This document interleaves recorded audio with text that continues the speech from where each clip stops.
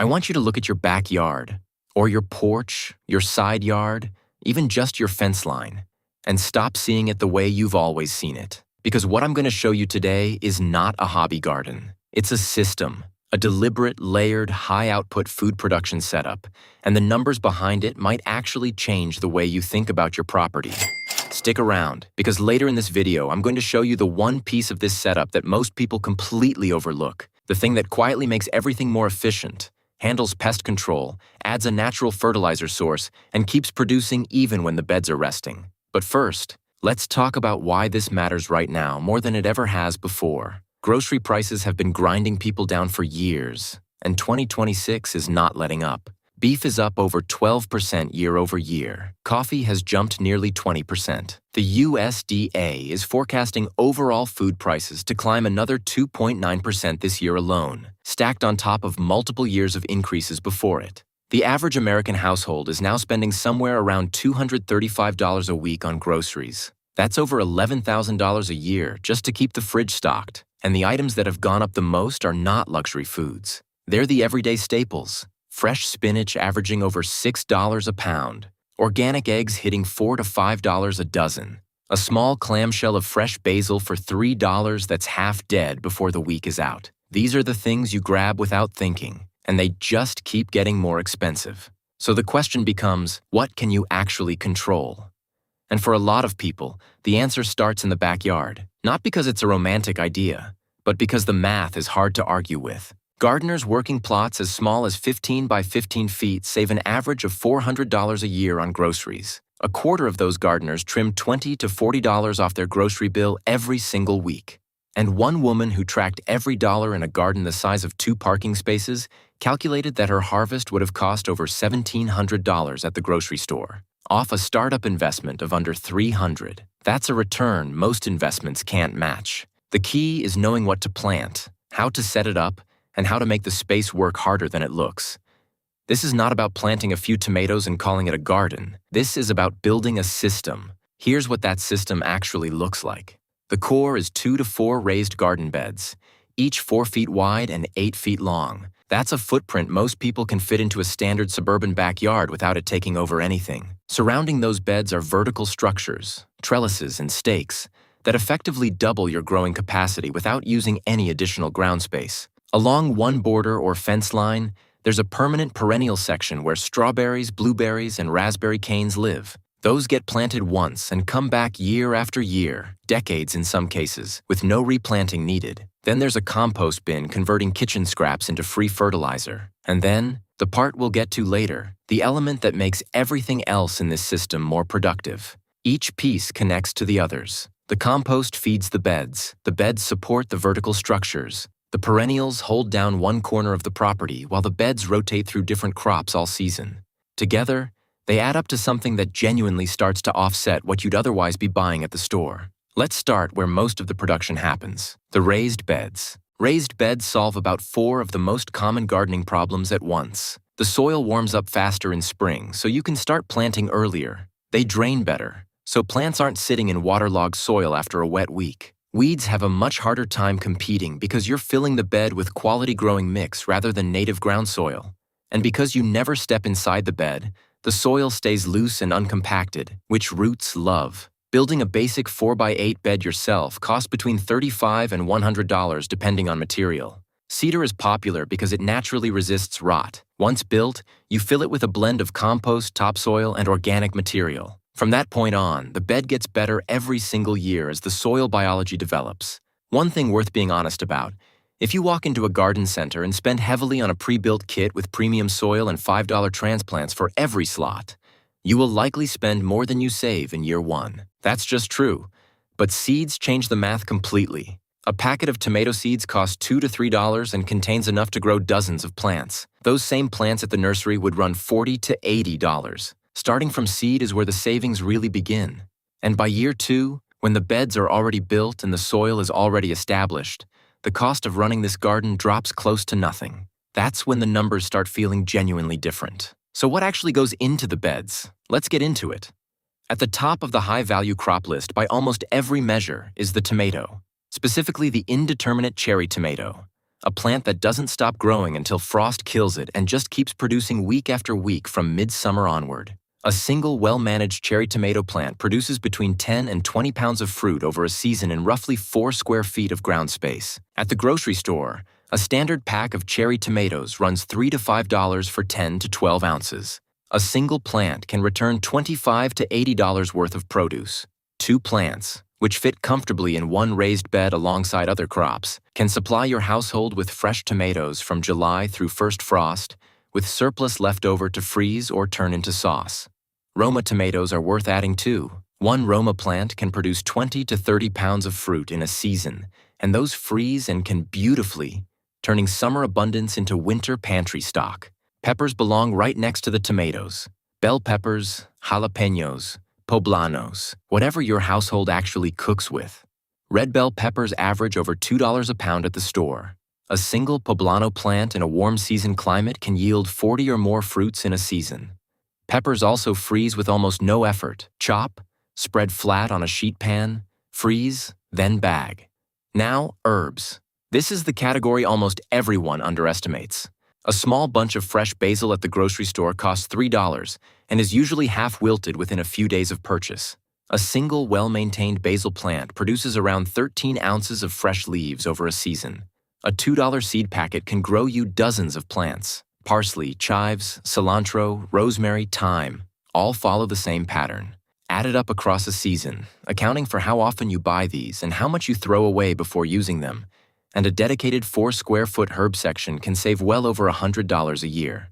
More importantly, you'll actually start cooking with fresh herbs the way recipes intend, because they'll stop feeling like a $3 luxury from the store and start feeling like something you just go grab outside. Here's where the system starts getting interesting, because we haven't touched the vertical dimension yet. Think of your raised bed as prime real estate. Every square foot of ground space matters. But above that ground space, going up into the air, that's free. A simple trellis, bamboo poles, a cattle panel arch, a basic wood and wire panel transforms empty air into productive growing area. Pole beans are the clearest example. Unlike bush beans that sprawl along the ground, pole beans climb. You can fit 8 to 9 plants per square foot of trellis base, and a 4-foot section of trellis can return 2 to 4 pounds of beans per square foot of ground space. Green beans run $2 to $3 a pound at most grocery stores. And here's the part that makes pole beans one of the best crops in this system. The more you pick, the more the plant produces. Come out every 2 to 3 days and it just keeps going. Let it sit and the plant signals it's done. It's one of the most responsive crops you can grow, and one of the most effortless once you get into a picking rhythm. Cucumbers love a trellis too. A single cucumber plant trained vertically yields 10 to 15 pounds of fruit over a season. Off the trellis, they get better airflow, less disease, and you can actually see them instead of hunting through ground-level sprawl for one that's gone to seed. And then there's zucchini. One plant is, in the most literal sense, a food factory. 10 pounds of fruit per plant is a conservative estimate. The key is harvesting at 6 to 8 inches every 2 to 3 days. Let one go and you've got something resembling a baseball bat on the vine. Production slows down and you've missed the window. Stay on top of it, and 2 plants will supply your household all summer, with enough extra to freeze, bake, or, yes, leave on a neighbor's porch. So far, everything we've covered produces over a main growing season. But one of the most powerful aspects of this setup is what happens at the edges, before tomatoes ripen and after peppers are done. That's where leafy greens and succession planting take over. Cut and come-again greens are exactly what they sound like. Loose leaf lettuce, spinach, kale, arugula. You take the outer leaves, the plant keeps growing, and you come back a few days later for more. From a 2x2 foot patch of mixed greens, you can harvest several salads a week for most of the season. Spinach averages over $6 a pound at the store. Arugula and mixed salad blends run even higher. This is some of the most expensive produce by weight anywhere in the grocery store, and it's also some of the fastest and simplest to grow. Succession planting takes this further. Instead of sowing all your lettuce seeds at once and ending up with 20 heads ready on the same day, you plant a small amount every 2 to 3 weeks. Some are ready to harvest while others are still growing, and new seedlings are just getting started. The result is a steady flow of fresh greens through the season, rather than a single wave you can't eat fast enough. Cool season crops: lettuce, spinach, Arugula love early spring and fall weather but struggle in the heat of summer. So your seasonal rotation looks like this. Greens in early spring, then tomatoes and peppers and beans take over in summer, then greens again in early fall as the summer crops wind down. The same raised bed runs 2 or 3 complete crop cycles in a single year, 2 or 3 times the value from the same piece of ground. Now the layer that requires the least ongoing work and pays off the longest, the perennial section. Everything so far gets planted and replanted each season, but along one edge of your property, a fence line, a sunny border, you establish plants that return on their own for years, sometimes decades, producing food every season without you starting from scratch. Strawberries are the most accessible starting point. Ever-bearing varieties produce 2 crops per season, one in early summer and a second in late summer. 16 plants in a modest strip can produce around 4 pounds of fruit per plant over a season. At $4 a pound for local organic strawberries, that's over $250 in produce from plants you put in the ground once, and they spread. Each plant sends out runners that become new plants, so the patch expands on its own every year, growing the harvest without you spending another dollar. Blueberries take a year or 2 to really hit their stride, but once established, they produce for 30 to 50 years. A mature bush yields several pounds of berries per season, berries running $4 to $6 a pint at the grocery store or farmer's market. 2 or 3 bushes in a sunny corner will produce more than most households can eat fresh, with plenty left to freeze for smoothies, oatmeal, and baking through winter. Raspberries and blackberries grow as canes that die back each year, but return from the root system. No replanting, just seasonal pruning. A well-tended row produces for 10 or more years. They're prolific. They're expensive at the store, and once established, they ask almost nothing of you beyond a little cleanup each season. These perennials are the long game of this setup. They don't look impressive in year 1. By year 3, they become the most effortless part of what you're doing. You walk out in summer, fill a bowl, bring it inside, and the plant is already setting up the next batch. Every garden eventually runs into the question of fertility. Where do the nutrients come from? Buying bags of fertilizer adds up. Chemical inputs feel backwards when the whole point is saving money, and they don't build anything long-term. The answer is composting, and if you're not doing it, it's one of the highest return things you can add. A compost bin turns kitchen scraps, vegetable peels, coffee grounds, eggshells, leafy trimmings, into what farmers call black gold. Rich, biologically active soil amendment that improves water retention, feeds soil microbes, suppresses some plant diseases, and releases nutrients to plants slowly and consistently. The EPA confirms what gardeners have known forever. Compost improves plant growth and can reduce the need for any outside fertilizer inputs. Setup is genuinely simple. A basic bin can be built from scrap wood, bought as a plastic tumbler for $30 to $60, or started as a simple pile in a corner. Alternate layers of nitrogen-rich green material, food scraps, fresh clippings, with carbon-rich brown material, dry leaves, cardboard, straw. Keep it moist. Turn it occasionally. Within a few months, the bottom layer becomes finished compost ready to work into your beds. This closes the loop. The kitchen generates scraps. The scraps become compost. The compost feeds the beds. The beds produce food. The food generates scraps. Around and around. That's how you stop spending money on inputs and start running the system on what you already have. All right, here it is. The part I teased at the start. A small backyard flock of chickens. Stay with me, because the way a flock fits into this system goes well beyond eggs. Though let's start there, because the egg story right now is genuinely worth understanding. Average U.S. egg prices hit $4 to $5 a dozen in mid-2025, more than double where they were just a few years prior. The USDA, the federal government's own agricultural department, began encouraging Americans to consider raising backyard chickens as a direct response to egg price instability. When the agency that manages the national food supply starts suggesting that individual households keep their own hens, that's a signal worth paying attention to. A small flock of 4 to 6 hens, Rhode Island Reds, Australorps, or similar heritage-laying breeds can produce 200 to 300 eggs per bird per year. With 4 hens, that's 800 to 1,200 eggs annually. At current organic egg prices, that represents $280 to $425 in egg value every year. Startup costs for a basic setup, a small coop, an outdoor run, feeders, and the birds run from about $300 to $600 depending on whether you build or buy. Ongoing monthly costs for a small flock run roughly $25 to $40.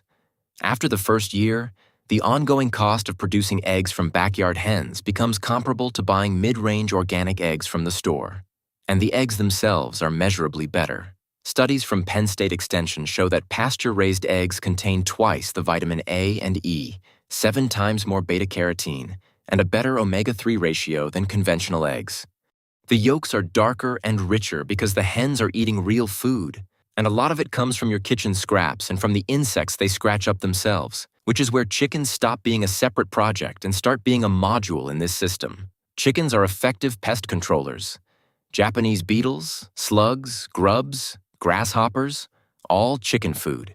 Rotating them through a garden area between crop cycles, or running them in a space adjacent to your beds, means they're handling pest management at no extra cost. Their manure, composted properly for a few months, becomes one of the most nitrogen-rich amendments you can add to your beds. So the same hens producing eggs on your kitchen scraps are also feeding your soil and clearing your garden of pests. Each hen diverts roughly 91 pounds of food waste per year by eating kitchen scraps directly. Your fruit peels, your vegetable trimmings, your stale bread. They go into the chicken system, come back as eggs and finished compost, which feed the garden, which feeds your household, which generates more scraps. That closed loop is not a metaphor. It's the actual mechanics of how an integrated backyard system works. Let's close with the real numbers because I think this is the most important part. The National Gardening Association has found that a well-maintained home vegetable garden produces an average return of $600 in produce for every $70 invested in seeds and supplies. That's before vertical growing, before succession planting, before the perennial layer that compounds harvest value year after year with no replanting cost, and before chickens, which add another $280 to $425 in egg value annually while handling pest control and generating soil fertility. Put it together: raised beds, trellises, greens rotation, perennial berries, compost, a small flock, and a realistic annual food value from this setup lands somewhere between $1,000 and $2,000, depending on your climate, your season length, and how aggressively you manage the beds. For a household spending $11,000 a year on groceries, that's a 10 to 18% reduction from a single backyard system. For households who focus on the crops that are most expensive at the store and most productive per square foot, tomatoes, peppers, greens, herbs, berries, it pushes higher. Some growers report trimming $40 to $50 per week off their grocery bill at the height of summer. That's close to $2,000 a year from a backyard.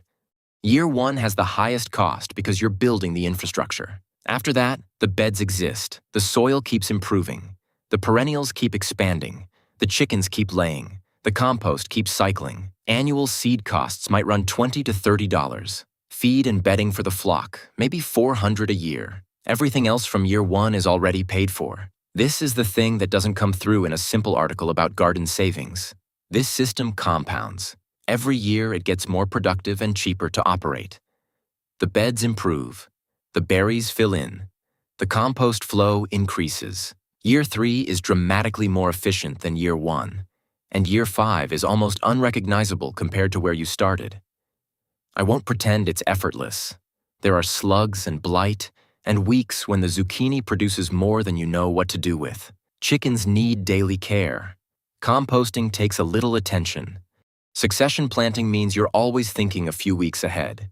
But the fundamentals of all of this, raise food, collect scraps, turn scraps into soil, grow more food, are things people have done in every climate on Earth for thousands of years. The modern version is genuinely easier than it's ever been. If this gave you something useful, subscribe and hit the bell. There's a lot more of this coming. And drop a comment telling me which part of this you're starting with. I read every one of them.